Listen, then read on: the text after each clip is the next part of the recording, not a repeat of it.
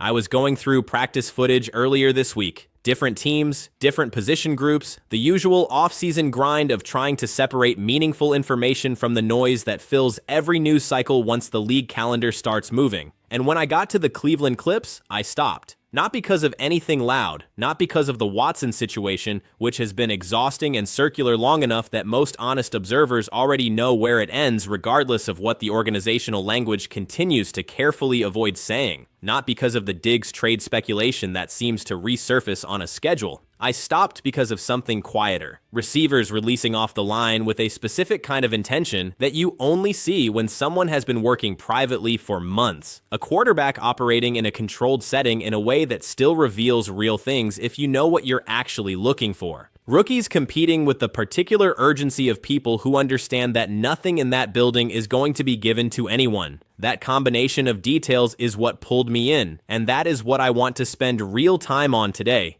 Because what this minicamp footage is actually communicating about Cleveland goes significantly deeper than any individual player evaluation. It is saying something about what this organization is constructing, how deliberately they are constructing it, and why the foundation being laid right now deserves more serious attention than the headline noise around this franchise has been giving it.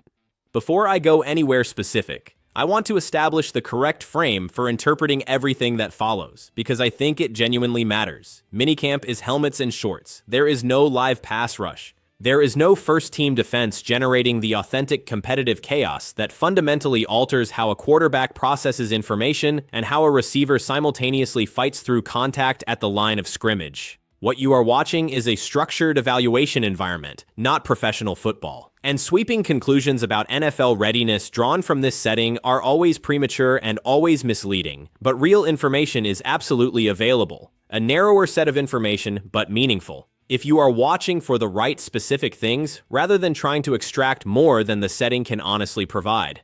What I watch for in this environment is physical readiness, positional ceiling, and most importantly, the evidence of private preparation that becomes visible even inside the most controlled and artificial competitive setting. Work done in empty gyms before anyone was watching tends to show up on day one of minicamp in ways that are difficult to fake. That is what I was watching for, and Cleveland gave me a significant amount to work with. Let me start with Denzel Boston, because I think he deserves a real, unhurried examination rather than a passing mention compressed into a sentence.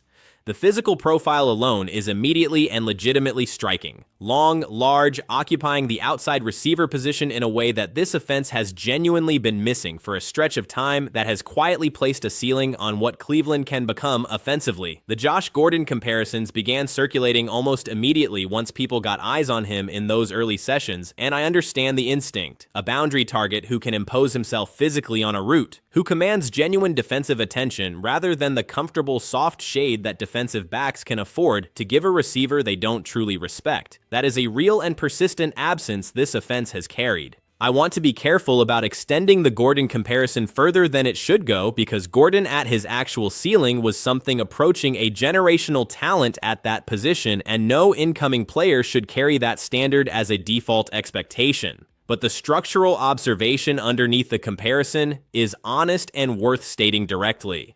Boston's physical profile addresses something real that has been missing. That is not manufactured optimism. That is an accurate accounting of a specific gap and what his arrival potentially fills. What matters more to me than the physical description, though, is what the early sessions actually revealed about how Boston runs routes. Because this is where the real story lives, and it tends to get compressed into a single evaluative sentence when it deserves considerably more examination. Boston was not winning in those minicamp drills on raw athleticism. He was not simply using his size to physically overpower defensive backs. What he was demonstrating, while his technical understanding of the position was still clearly in its early developmental stages, was actual route intelligence. He was using his frame to create positional leverage before his breaks. He was setting defensive alignment tendencies with his release stems before executing cuts. He was showing the kind of pre-snap and in-route processing that separates receivers who genuinely understand what this position demands at the professional level from athletic profiles who are still in the early stages of learning what the position actually is. And here is the thing that keeps coming back to me about what that means. Route sophistication at that level does not appear from nowhere on the first day of professional evaluation. It does not get installed through 3 days of walkthrough sessions while coaches are still memorizing names. That kind of technical refinement gets constructed through months of deliberate, private, individual work, empty gyms, private sessions with coaches and trainers, repetition after repetition in settings where nobody is watching and nothing is being recorded, and the only reason to keep going is an internal understanding of what this opportunity requires. Boston came to Cleveland with that work already done and visible. And for Shedeur Sanders specifically, the implications of that are genuinely significant.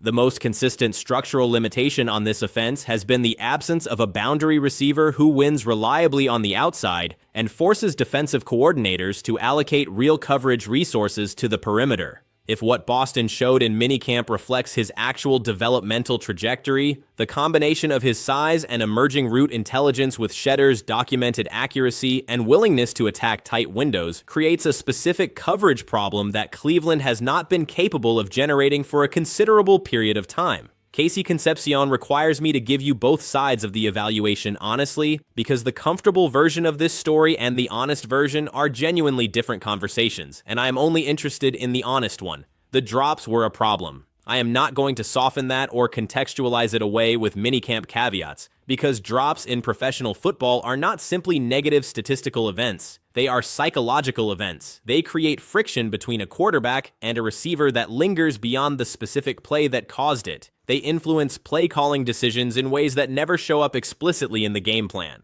Over time, and this is the part that matters most, they quietly erode the operational trust that a quarterback must feel in a target to throw to him when the coverage is tight, the window is small, and the outcome of the game is genuinely on the line. Concepcion's hands have to become significantly more reliable. That is the primary developmental challenge sitting directly in front of him right now, and saying anything less clear than that would be doing everyone a disservice. But the honest evaluation also demands full acknowledgement of what the route tape showed, because collapsing the entire assessment into the drops conversation is its own form of analytical dishonesty. The way Concepcion was already processing his releases off the line, the movement concepts being applied through his route stems, the quickness he generated through his breaks. There was a touchdown connection in those sessions where he created separation through proper route execution and designed timing, not by outrunning his coverage, but by making the route concept work as it was drawn. And that distinction carries enormous weight in how you evaluate a player's professional ceiling. Getting open because the route concept functioned correctly is a fundamentally different statement than getting open because you were faster than the man covering you.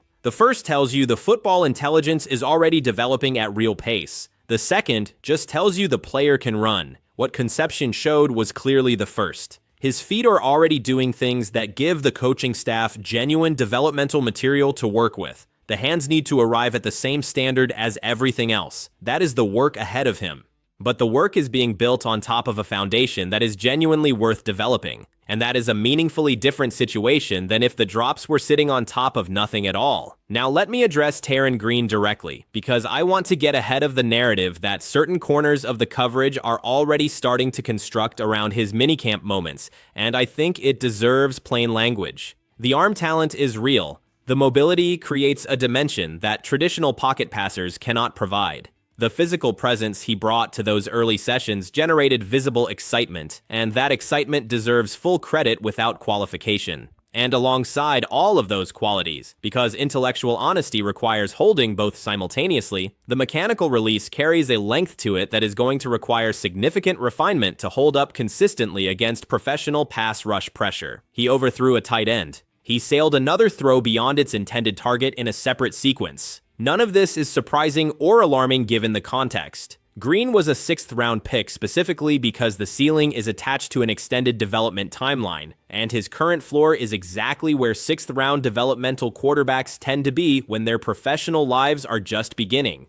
I want to be completely direct about something, because I can feel where certain segments of the coverage are trying to take Green's minicamp moments, and I think it needs to be addressed plainly. An encouraging throw in a no-contact walkthrough setting does not reopen any conversation about who the Cleveland Browns' starting quarterback is. Not slightly, not in any direction. Green's physical tools are genuinely interesting. His long-term development as a backup option may produce something worth tracking over years. But a sixth-round developmental quarterback who is still in the process of translating raw physical gifts into consistent professional-level execution is not entering any meaningful conversation about the starting role on a team that has committed its entire organizational future to a different quarterback. Shedeur Sanders is who Cleveland is building around. That conclusion is embedded in every significant resource decision this franchise has made since the offseason began.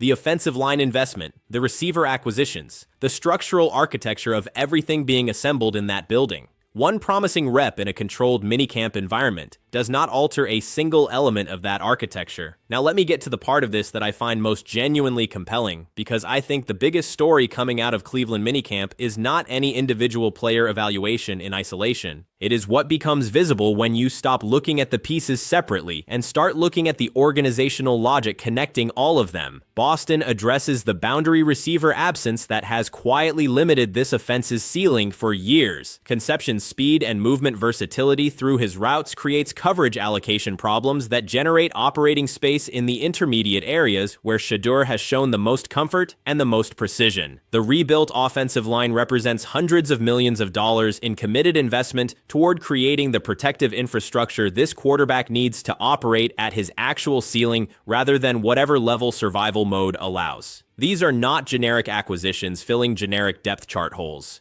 They are deliberate, specific investments in an offensive vision being constructed around a quarterback whose particular skill set those investments are specifically designed to maximize. That is what intentional organizational building looks like from the inside, and it is distinctly different from the transactional roster management that teams in perpetual transition tend to produce. What the competitive atmosphere of this minicamp also reveals, and this might be the thing I find most encouraging about everything coming out of Cleveland right now, is the culture being actively shaped inside that facility. The first days of rookie minicamp are efficient at exposing one specific thing with unusual clarity: who arrived having already done the preparation work and who showed up planning to figure things out in real time while the evaluation was already in progress. Boston's route running intelligence on day one does not exist because he watched some film on the flight to Cleveland. It exists because he spent months before this minicamp in gyms and on practice fields doing individual work that nobody was recording or rewarding, driven purely by his own understanding of what this professional opportunity actually requires. Concepcion's movement sophistication through his releases tells the same story. These are players who treated the offseason before their first professional evaluation as a genuine opportunity rather than a waiting period, and that choice is visible immediately to anyone who has watched enough football to know what genuinely prepared players look like, standing next to talented players who arrived hoping instinct would carry them through the first impression. Organizations that are serious about building something pay close attention to exactly this distinction, because the players who arrive with their work already completed are the players who compete for real roster spots rather than practice squad positions. Here is the full picture as it actually stands, and I want you to see the complete assembly rather than just the individual components. Boston processing through route combinations with technical sophistication that only real preparation produces. Concepcion demonstrating movement qualities that give the coaching staff genuine developmental material even as the ball tracking reliability demands dedicated, focused work. A rookie class competing with the visible urgency of players who understand that professional football opportunities are finite, and that this particular building is not in the business of gifting positions to anyone based on draft status or off-season reputation. And at the center of all of it, a quarterback who spent an entire first professional season operating under conditions that were structurally designed to undermine him, conditions that would have broken a player with less internal clarity, and who demonstrated throughout that experience the specific qualities of character and competitive consistency that convince organizations to commit their futures. Shedeur Sanders is now beginning to see the pieces of a genuine offensive infrastructure arrive around him in exactly the ways the organizational commitment has been promising they would.